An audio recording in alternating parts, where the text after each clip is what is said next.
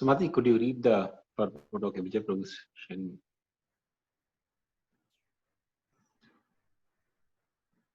6 point what?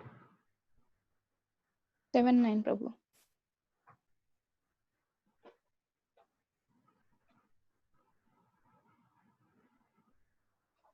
Yeah, this is about I think Shiva Tattva Prabhu.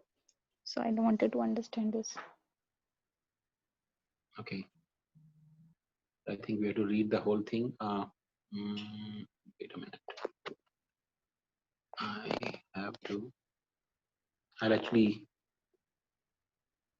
difficulty in reading. There are 11 expansions of Rudra and Lord Shiva. They are follows. Okay, the different names. Prabhuji, should I read? Yeah, Mati, go ahead and read it. Okay, Prabhuji. So translation is Rudra, who is an expansion of Sadashiva and who appears in unlimited universes, is also a Gunavatara, a qualitative incarnation, and is the ornament of all the demigods in the endless universes. Purport: there are 11 expansions of Rudra or Lord Shiva. They are as follows: Ajay Kapat, Ahibradna, Virupaksha, Raivata, Hara, Bahurupa, Devashreshta, Triambaka, Savitra, Jayanta, Pinaki, and Aparajita. Besides these expansions, there are 8 forms of Rudra called Earth, Water, Fire, Air, Sky, the Sun, the Moon, and Somayaji. Generally, all these Rudras have 5 faces, 3 eyes, and 10 arms. Sometimes it is found that Rudra is compared to Brahma and considered a living entity, but when Rudra is explained to be a partial expansion of the Supreme Personality of Godhead, is compared to Shesha. Lord Shiva is therefore simultaneously an expansion of Lord Vishnu and in his capacity for annihilating the creation, one of the living entities. As an expansion of Lord Vishnu, he is called Hara and he is transcendental to the material qualities. But when he is in touch with Tamoguna, he appears contaminated by the material modes of nature. This is explained in Srimad Bhagavatam and the Brahma Samhita. In Srimad Bhagavatam 10th canto, it is stated that Lord Rudra is always associated with the material nature when she is in the neutral, unmanifested stage. But when the modes of material nature are agitated, he associates with material nature from a distance. In the Brahma Samhita, the relationship between Vishnu and Lord Shiva is compared to that between milk and yogurt. Milk is converted into yogurt by certain additives, but although milk and yogurt have the same ingredients, they have different functions. Similarly, Lord Shiva is an expansion of Lord Vishnu, yet because of his taking part in the annihilation of the cosmic manifestation, he is considered to be changed, like milk converted into yogurt. In the Puranas, it is found that Shiva appears sometimes from the heads of Brahma and sometimes from the head of Vishnu. The annihilated Rudra is born from Sankarshana and the ultimate fire to burn the whole creation. In the Vayu Puran, there is a description of Sadashiv in one of the Vaikunta planets. That Sadashiva is a direct expansion of Lord Krishna's form for pastimes. It is said that Sadashiv, Lord Shambhu, is an expansion from the Sadashiv in the Vaikunta planets, Lord Vishnu, and that his consort Mahamaya is an expansion of Ramadevi or Lakshmi.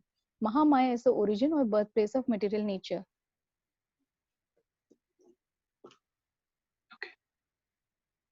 So I think, Madhuri, the purport is very distinct and clear. Is there anything that you specifically want to? Yes, Prabhuji. This Rudra, his expansions, sometimes his some the different forms. How, what? So that part only I have to understand, Prabhu.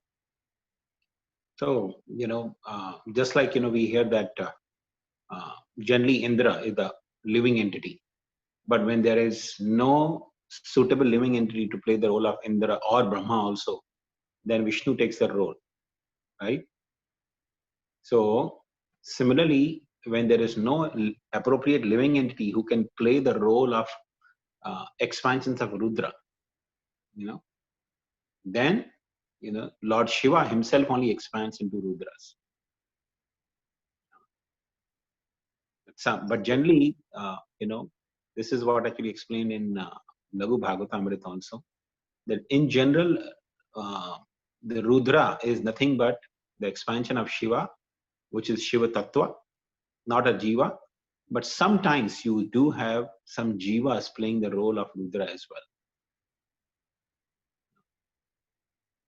So in general, Rudra, out of these 11 Rudras, the Shiva, Lord Shiva, who's actually the source of all the Rudras, is not a Jiva.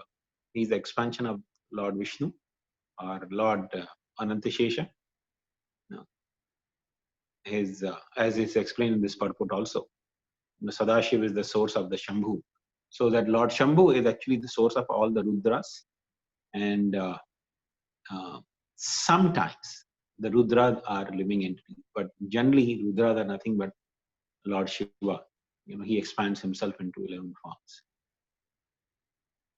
So, Prabhuji, could you tell the hierarchy kind of like who is the original and how he expands and who takes in charge of what and what, something like that? I think we have discussed many times about Krishna expanding to Balaram and Balaram to Vasudeva, Sankarshan, Pradyumna, Aniruddha, and Sankarshan to Narayan, and Narayan to again second quadruple of Vasudeva, Sankarshan, Pradyumna, Aniruddha. And from secondary Sankarshan comes Mahavishnu. Now, somewhere there's also line of expansions which extends to Sadashiv. Sadashiv is a Vishnu form. It's not a demigod, but it's a Vishnu, the Supreme Lord. As it was explained in this purport, that is for the sake of pastimes, the Lord expands himself as Sadashiv. So Sadashiv is the source of Shambhu. Lord Shambhu expands from him. And Lord Shambhu is the one who gets directly in touch with material nature. So therefore, it was explained here that sometimes he's affected by because of being not affected, because of being in touch with modes of material nature, he is regarded as Jiva, but as a Isha, as a controller, he is known as Hara, and he is above all Jiva or all living entities. And yet he is subordinate to Vishnu. So the example was given again of milk and yogurt. So Lord Shiva is always above all the living entities, but always subordinate to Vishnu.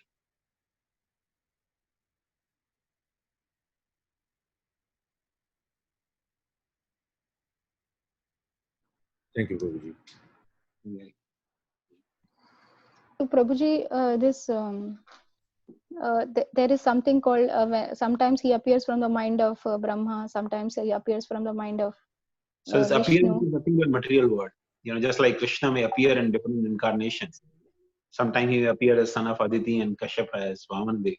Sometimes he may appear from the nostril of Brahma as Varahadev. Sometimes he appear from the pillar, But that doesn't mean that Brahma becomes superior or father of Lord Varahadev. So similarly, Lord Shiva may appear sometime from in between the eyebrows of Lord Brahma, as we hear from Bhagavatam. Sometimes he may appear from the Lord Vishnu's forehead, but that doesn't mean that he's born from there. He appears in this world. He performs his pastime of appearing in the material world like that.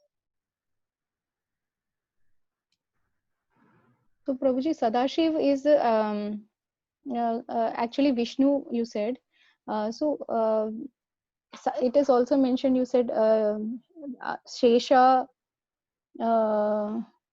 is a partial expansion of Supreme Personality, where he's compared to Shesha. When Rudra is explained to be a partial expansion of the Supreme Personality of Godhead, is compared to Shesha.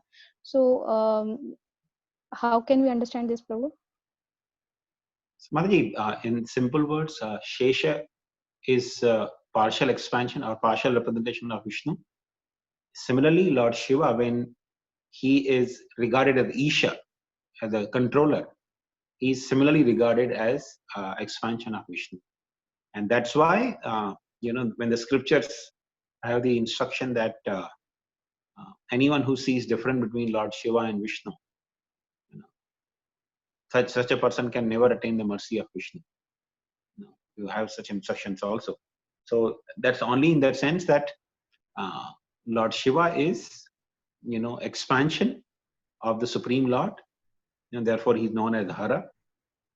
Hari is expansion Hara, and in that role he is Ishvara. He's not to be regarded as Jiva.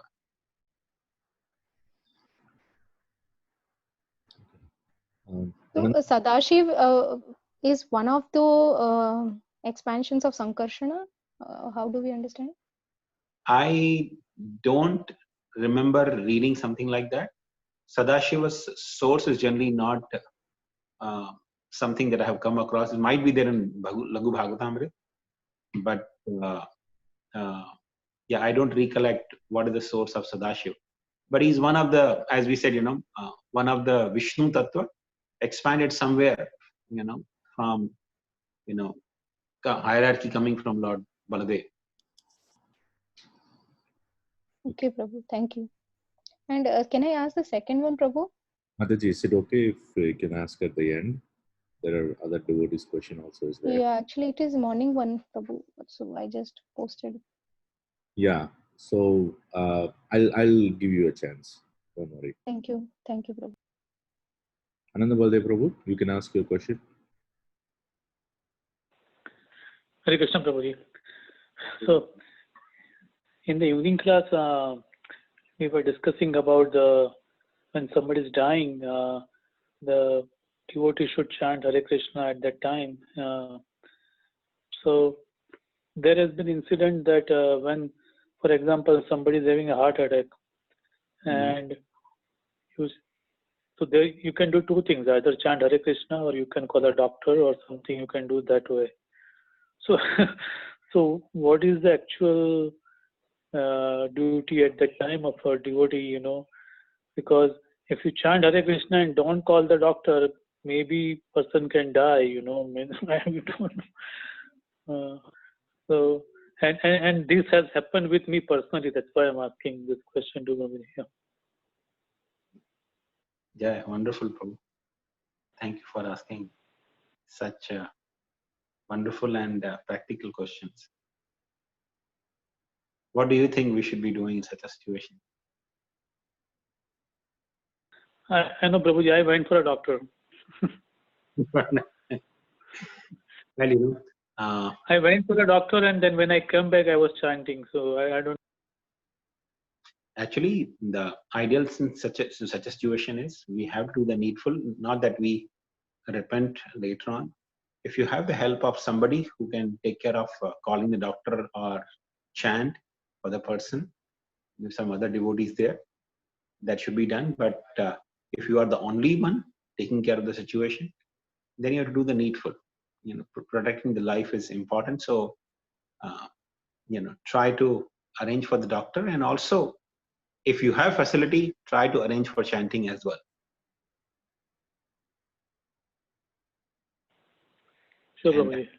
at many times we have to actually take a intelligent decision. If you know that the person is in critical state and could leave any time, then the most crucial thing becomes is, to make sure that somebody is chanting for that person. At the time of death, last moments of our life, we are very much dependent on the mercy of Vaishnavas coming and chanting. Sure, Prabhuji. Thank you.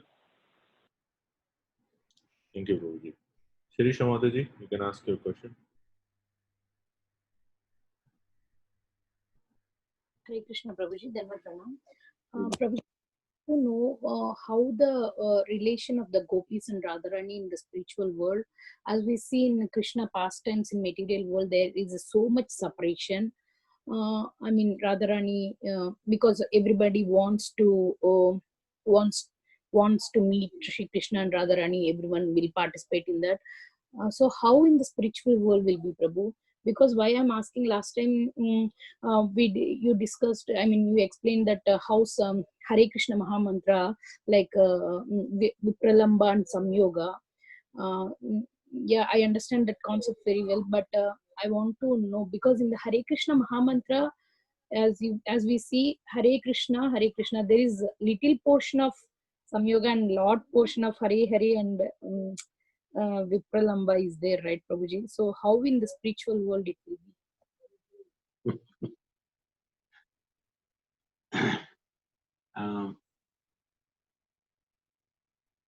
in the spiritual world, most of the time there is Sambhoga, the union between Krishna and his devotees.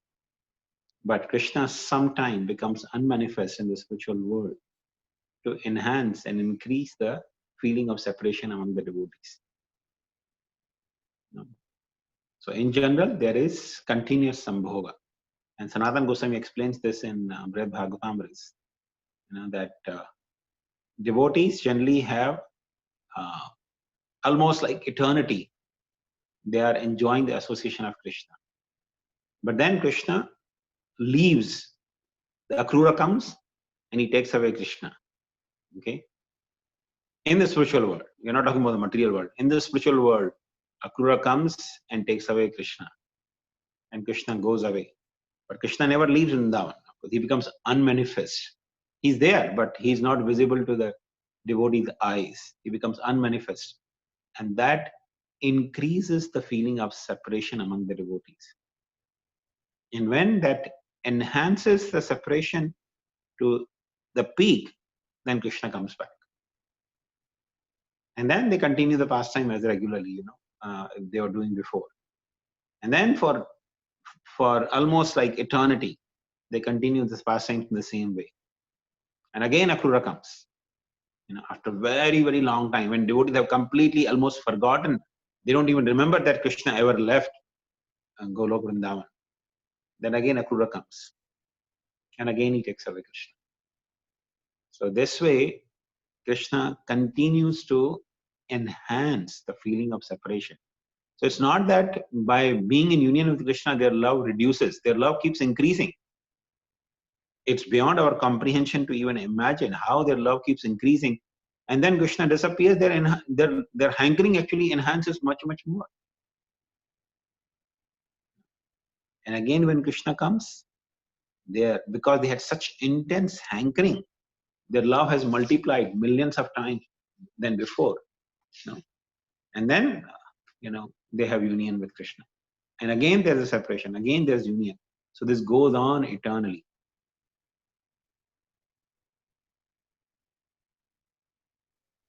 Sure. And as far as the relationship of other gopis with Krishna, Radharani is always eager to bring other gopis closer to Krishna, and gopis are always eager to bring Radharani closer to Krishna. Because gopis know the Radharani's love and devotion is topmost, and they want to offer best to Krishna. Radharani can offer, the best love and devotion and service to Krishna. So therefore, gopis are always eager to bring Radharani on the side of Krishna. And Radharani is always eager to bring all the gopis by the side of Krishna. So in this way, there is a transcendental competition between the devotees to bring them closer to Krishna.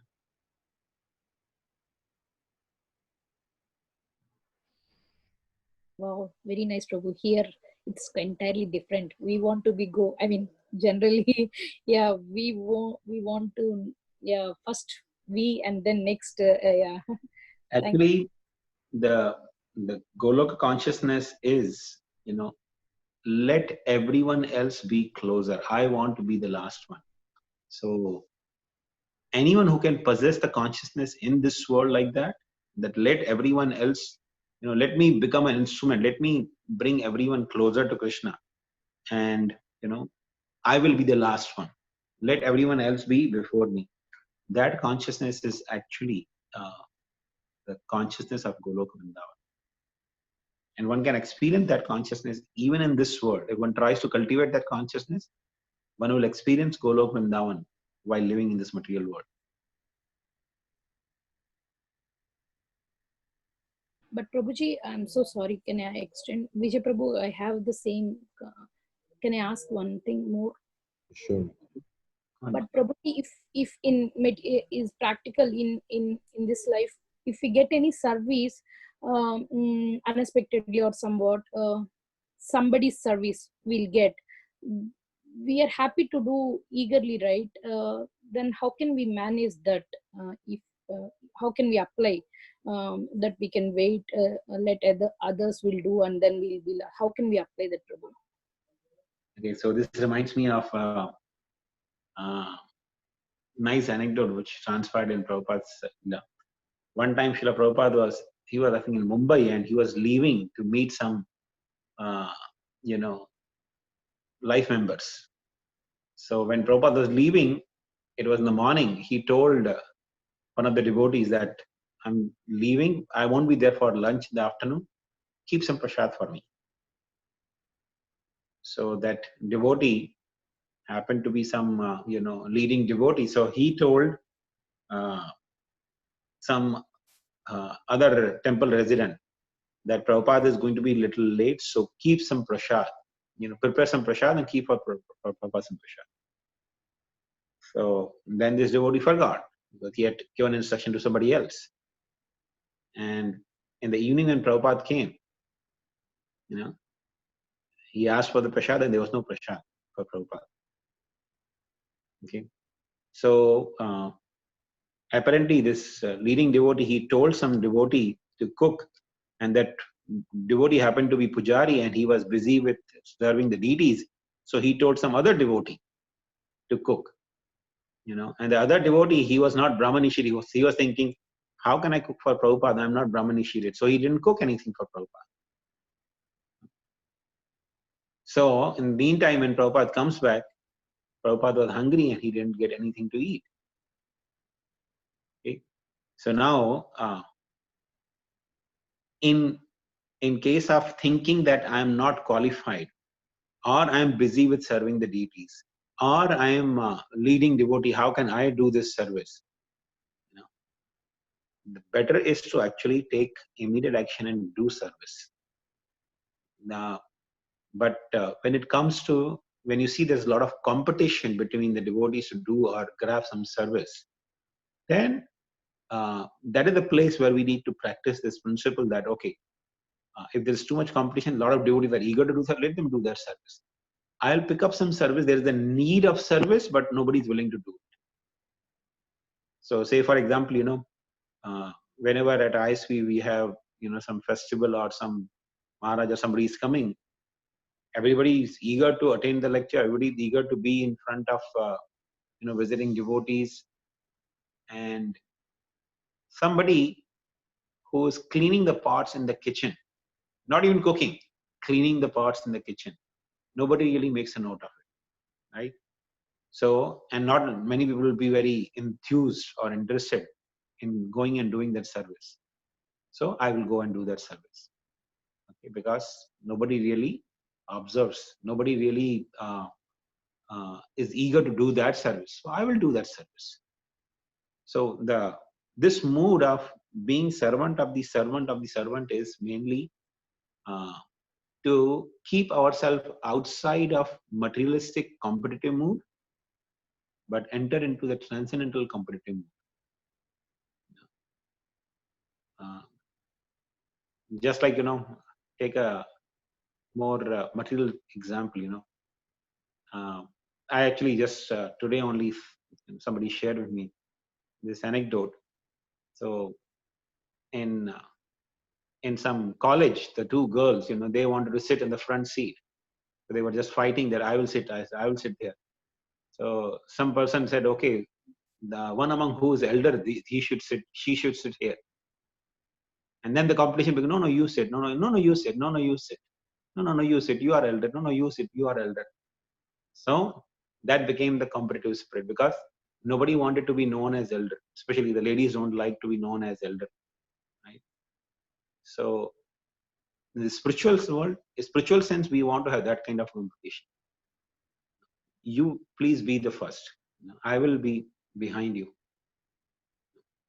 But when it comes to the place where there is nobody willing to do service, I should be very eager and enthusiastic to go and first grab the service. Thank you, Prabhuji. Very helpful. Thank you so much. Hare Krishna. Thank you, Prabhuji. Very nice answer. Rambabu Prabhu, you can ask your question. Prabhuji, my question is on from today's reading Can you speak 3.9.35. a little bit? Your voice is very faint.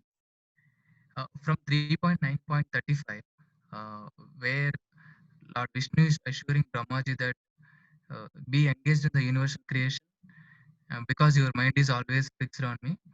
You will not be bewildered by the, I mean, you will not be affected by the mode of passion. Okay. And Prabhupada in the purport says that the apparent bewilderment of Brahmaji in the 10th canto, I think Prabhupada means to say about the Brahma Vimohan Leela, is meant for the advancement in the knowledge, is what Prabhupada says. But that is not any, I mean, that is not effect of any mode of passion, or it's not degrading.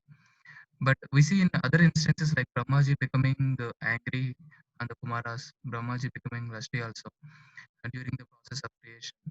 Should we see these actions also as the arrangement of the Lord?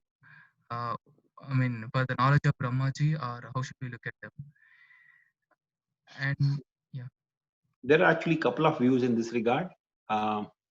One of the views Vaishnavacharyas give is the Brahma who got bewildered and passionate for uniting with his own daughter is not the Brahma of our universe, because our Brahma in this universe is the pure devotee. So he doesn't have that weakness. He's a pure devotee, so he doesn't have that weakness. Not this Brahma, there was some other Brahma, who got bewildered in that way. And another view is that even though Brahma is bewildered in that way, it's only to prove the supremacy of the Lord, that illusory energy of the Lord can actually bewilder even the personalities like Brahma. So, because Brahma is a pure devotee in this universe, so the effects of being illusioned, like becoming lusty for his own daughter's union, is not from the same Brahma. Getting angry is sometimes the exhibition of anger by the devotees. Like Lord Chaitanya, he explains in Chaitanya Bhagavat the pastime of Bhrigu Muni.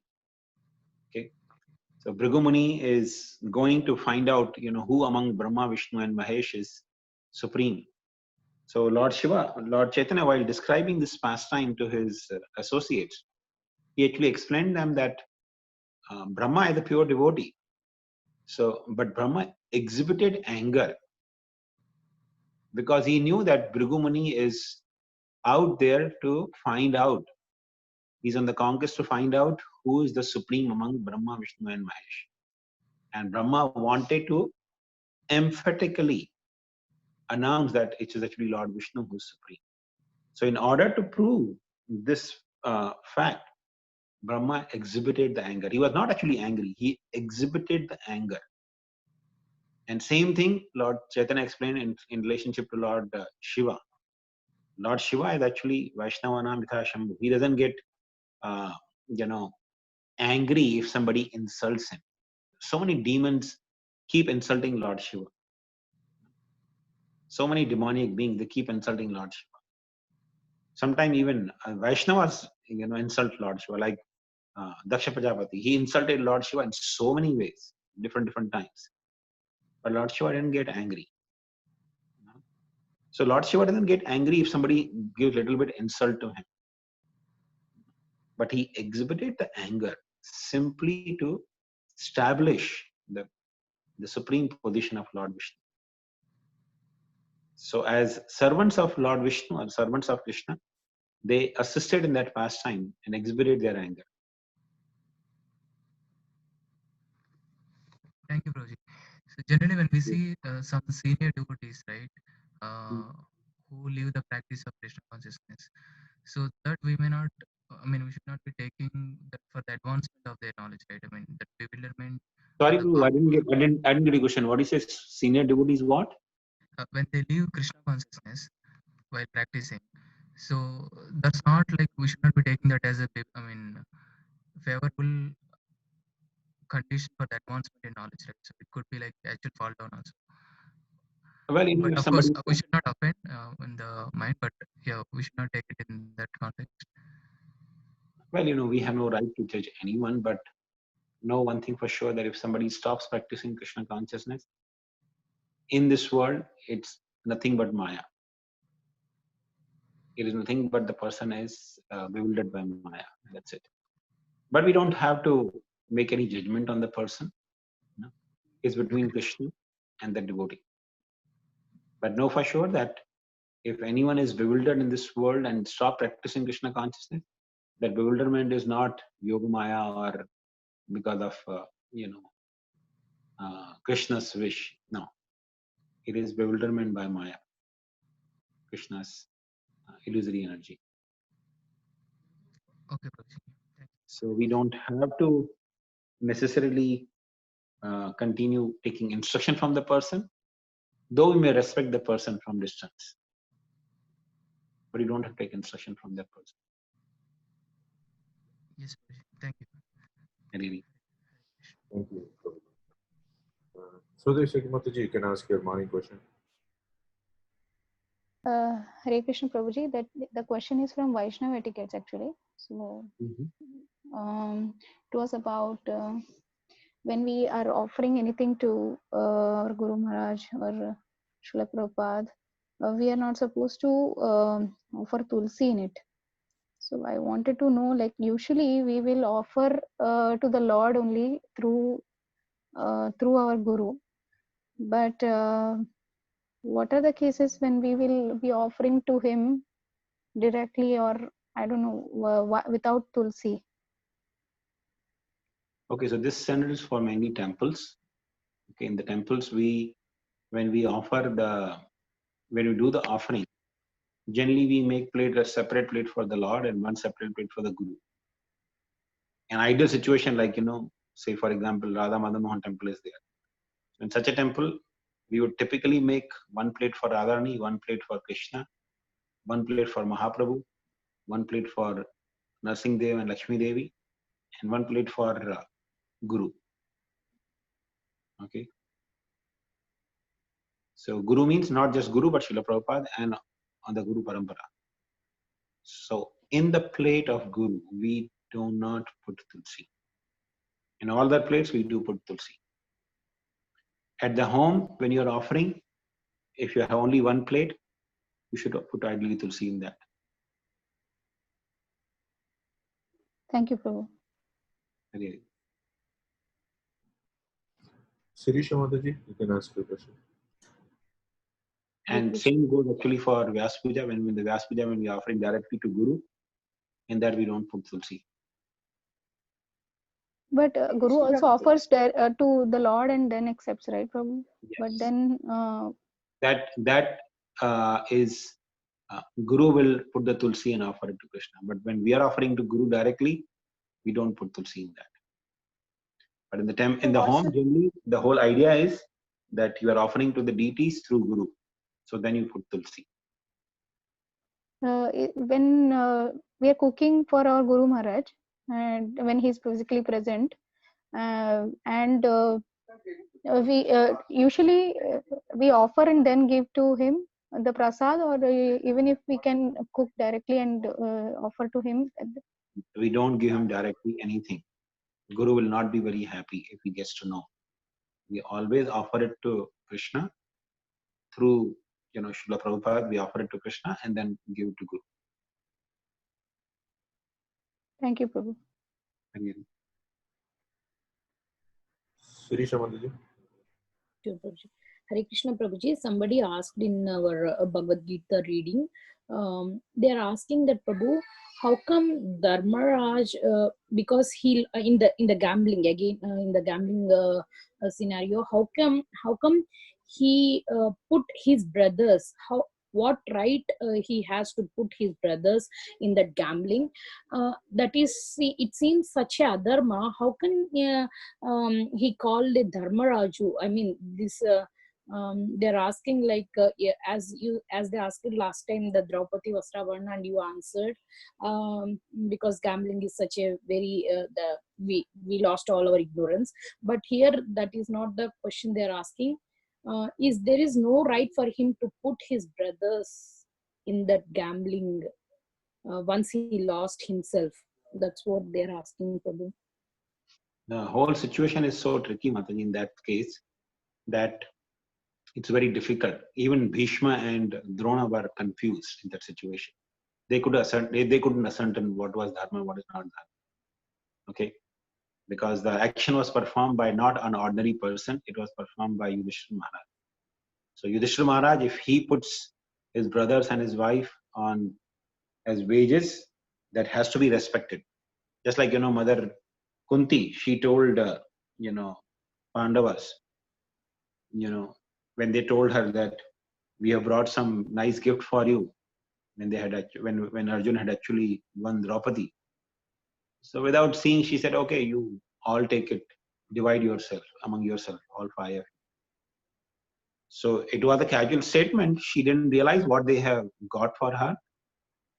No, but because that statement came from the mouth of Kunti Devi, it has to be true. So therefore, Draupadi was married to all the five brothers. Okay, so great souls, especially of caliber of Pandavas or Yudhishthira Maharaj or Kunti Maharani, whatever sentence they speak, it has to come true. And people in the past, they were actually very much responsible in terms of speech. So even Gandhari knew if she speaks something, that has to come true. Therefore, she could curse Krishna. And that is exactly why she did not give blessings to Duryodhana to be victorious in the battlefield. Because she knew that Duryodhana, her son, did not deserve the victory. Giving him blessing to be victorious means he'll be giving blessings to Adharma to be victorious. And she was a responsible lady. She didn't wanted that. So similarly, when Yudhishthira Maharaj is speaking something, that has to transpire. So it becomes a very complicated situation, which even all the great souls like Yudhishthira, Bhishma, Drona, and even Vidura couldn't ascertain what was right, what was wrong. But the whole lesson that from whole episode we get is gambling is a very, very great vice. It should not be entertained in any way, especially any sensible person who doesn't want to become a victim of Kali should refrain from gambling completely.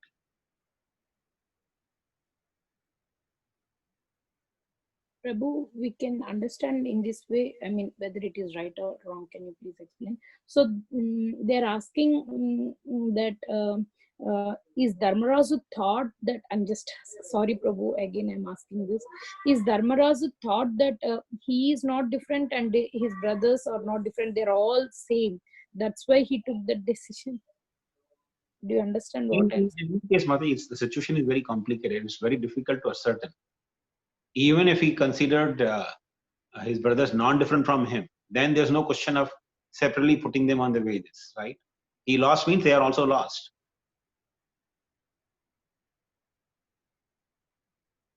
So how can we tell them for a purely non-devotees, they are asking in a material point of view, how can we tell Prabhu in a simpler way? There is no point and benefit in analyzing the situation. Okay, even if a non-devotee is asking, the emphasis should be what you're going to gain, even if you understand the intricacies. Because even Bhishma and Drona couldn't understand the intricacy of this whole situation. You learn the lesson why the whole episode transpired. The Mahabharata is trying to teach us, stay away from gambling. If you don't, even if you think you're as great as Yudhishthira Maharaj, you will be bewildered and you will create utterly confusing situation for yourself and for everyone else.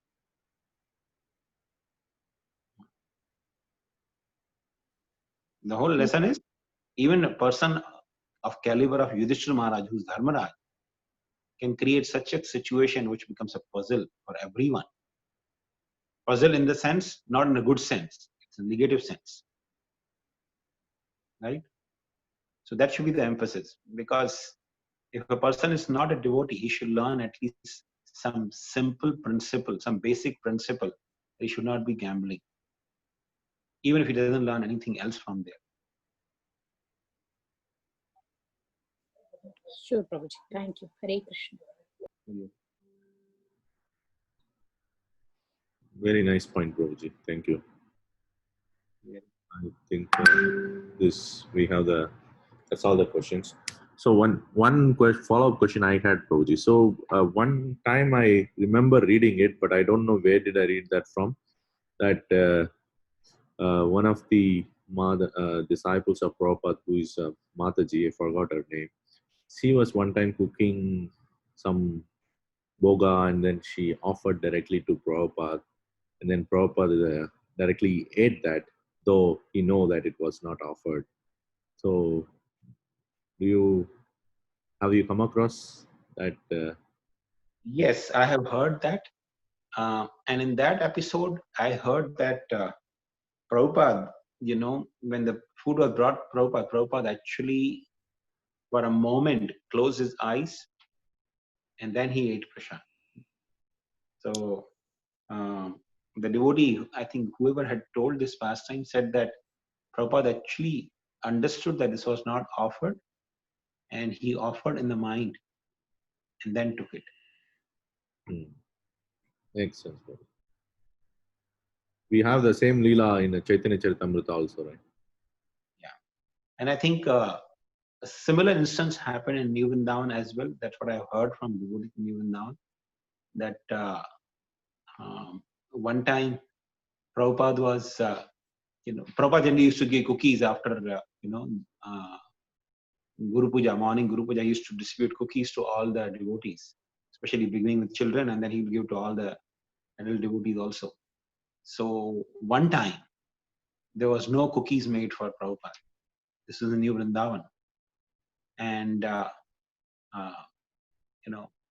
so I think Kirtan Maharaj, he asked Radhanand Maharaj that, Radhanand Maharaj, or I don't remember. He asked some devotee, I think. I'm not sure if Radhanand Maharaj or some other devotee, that bring some prasad. Prabhupada has to distribute something. And that very moment, the pujari had done the offering and kept the food on the altar for the deities. That was the only thing that was ready at that point of time. So devotee went and grabbed it from the altar. It was just kept in front of Krishna, and the pujari was saying, "Oh, it's not offered yet."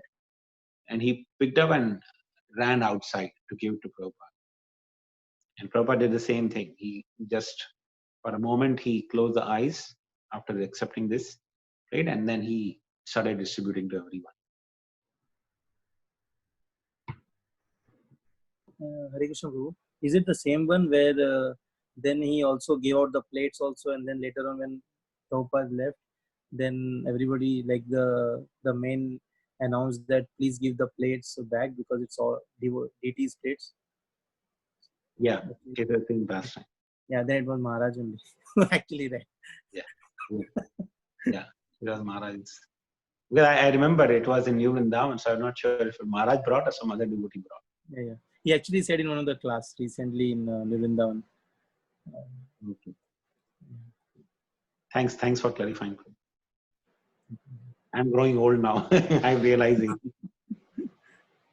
But I remember hearing that from you in the past. This same thing. Yes, yes. Yeah. Thank you, Prabhuji. Very. So I think we can stop here. Thank you.